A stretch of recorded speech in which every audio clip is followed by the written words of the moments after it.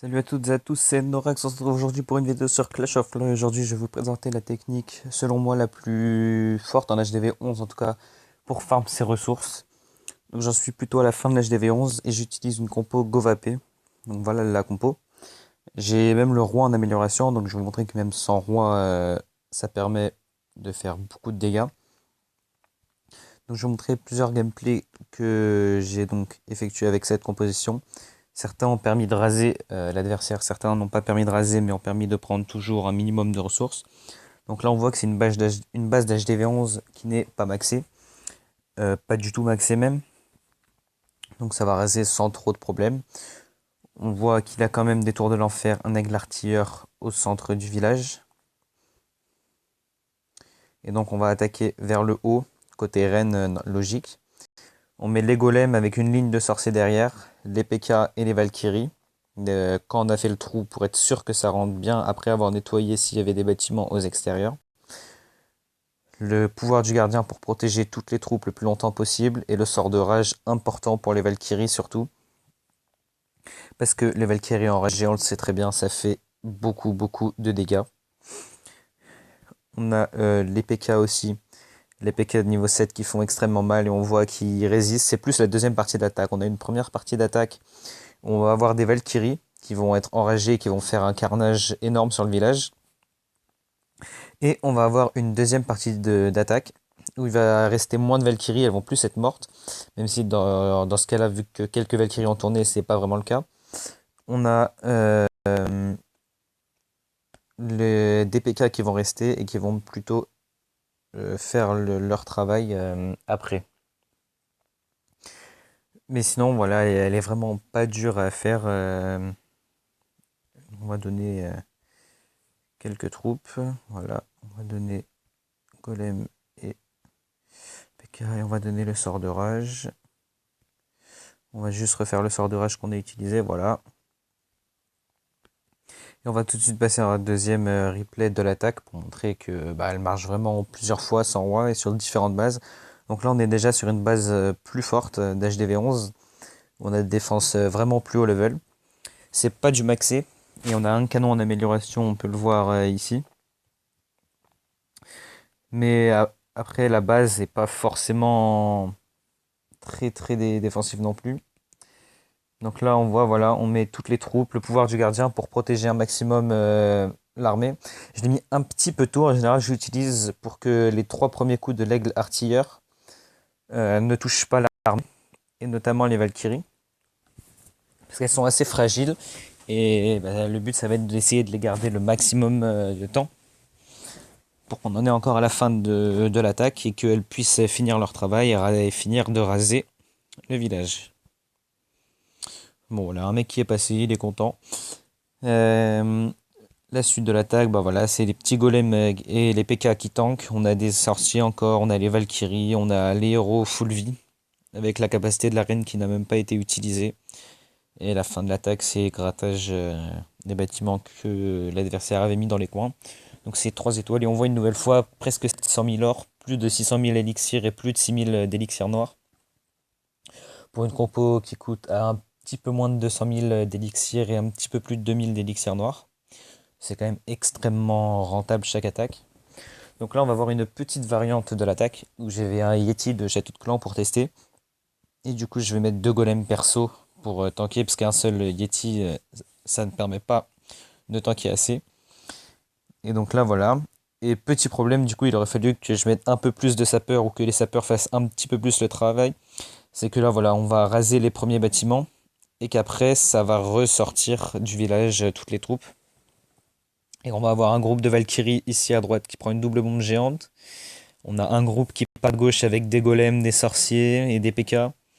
C'est devenu un peu n'importe où. Il aurait fallu un sort de saut sinon pour rediriger les troupes. Mettant un sort de saut ici, ça a permis de rediriger les troupes et de les amener directement sur le centre du village. On voit qu'on a quand même quelques troupes qui vont au centre du village avec notamment des golems et le Yeti qui va faire un petit travail sympa au milieu. La reine qui est partie toute seule à droite aussi, du coup forcément elle n'est pas immortelle et elle prend beaucoup de dégâts, elle finit par mourir. On a le grand gardien qui va pareil prendre la tour de l'enfer mono. Ça pardonne pas les tours de l'enfer mono, hein. Et une fin d'attaque où bon, on va juste attendre l'HDV tombe. Et on va juste attendre que la game se finisse, voilà. Ou que les golems se fassent tuer. Et donc on voit une nouvelle fois au niveau des ressources prises qu'on a presque 700 000 d'élixirs, plus de 600 000 d'or et plus de 8 000 d'élixirs noirs pour une attaque. Ça commence vraiment à être très très grosses ressources. On peut même tomber sur des joueurs à 1 million. J'ai eu tout à l'heure, mais j'ai pas. C'était il y a un peu trop longtemps, j'ai pas tout pris. Mais on peut prendre facilement 800, 900 000 d'or dessus. Donc là, on est sur une vraie base pour le coup d'HDV 11. Quand même des vraies défenses. On a quand même une tour de l'enfer et un Arc-X en amélioration, donc c'est vrai que ça aide pas mal au niveau de l'attaque. Donc là, on reprend la compo normale avec les deux golems, dont un de château de clan avec le géant. On va ouvrir des deux côtés avec les sapeurs. Le côté gauche, les sapeurs se sont fait tuer par le mortier, du coup, ça va rentrer du côté droit. On met les Valkyries, les golems, le sort de rage. Et là, on protège, voilà, donc on évite la bombe géante, la deuxième bombe géante et les trois coups de l'aigle artilleur. Donc la capacité du gardien nous aurait été bénéfique. On a les Valkyries ensuite qui vont progresser sur le côté gauche, j'ai un petit peu raté le soin. Et au centre du village, en rage pour les golems, les PK et Valky qu'il y avait, et les sorciers, qui vont nous faire tomber l'aigle artilleur, c'est le plus important, parce que l'aigle artilleur, ça fait extrêmement mal. Les TDE mono aussi, il faut faire attention quand on attaque, ou prévoir un sort de gel, notamment pour les gardes-clans. Parce que c'est la défense type qui peut vous défoncer vos golems, vos PK, qui peut vous défoncer votre armée et vous faire perdre votre game. Donc on voit une fin de game une nouvelle fois tranquille, voilà. Où on a quelques golems et la reine qui vont finir les bâtiments autour du village. Et on peut voir qu'au niveau ressources, une nouvelle fois, c'est pas mal du tout, hein, ce qu'on a pris. On a même le petit golem le petit PK qui tape la réserve d'élixir.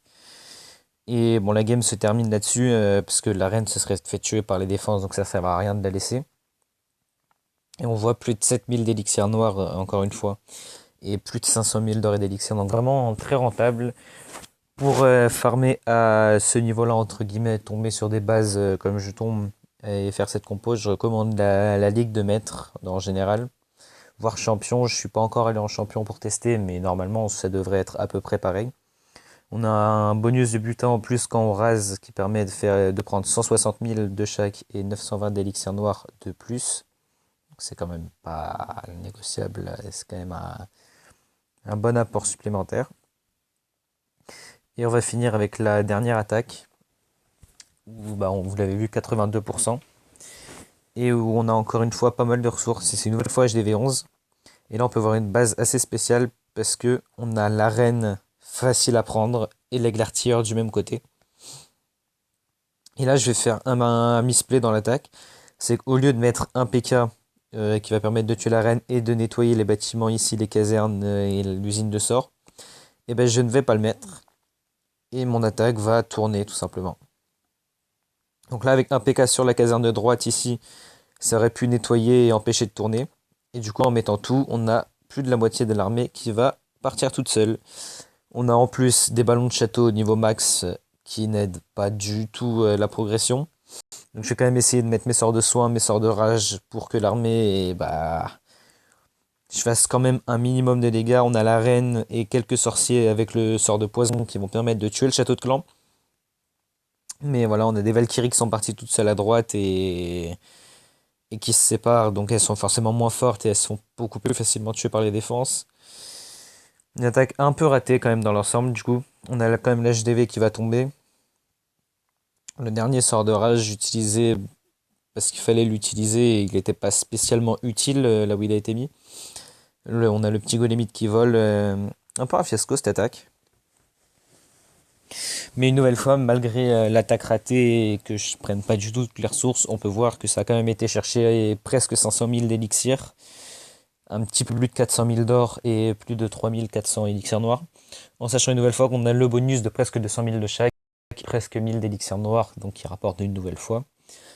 Donc pour une compo, en fait, ça paye presque l'armée, voilà comme moi. En élixir, ça paye quasiment l'armée le bonus. Et en élixir noir, ça paye presque la moitié, donc c'est quand même extrêmement rentable. Donc voilà, c'est pour moi le meilleur compo pour farm en HDV 11. Ces ressources, bah, comme j'ai un peu, notamment pour farm les murs, puisqu'on a à peu près toutes les deux attaques, un mur qu'on peut faire en or et en élixir, toutes les trois attaques environ on peut faire un mur. Et au niveau de l'élixir noir, ça farme très très bien aussi pour farmer notamment les héros. Et quand ça commence à coûter pas mal cher, bah faut faire pas mal d'attaques, mais ça monte petit à petit. Donc voilà, j'espère que cette vidéo vous a plu. Et puis je vous dis à la prochaine pour une nouvelle vidéo.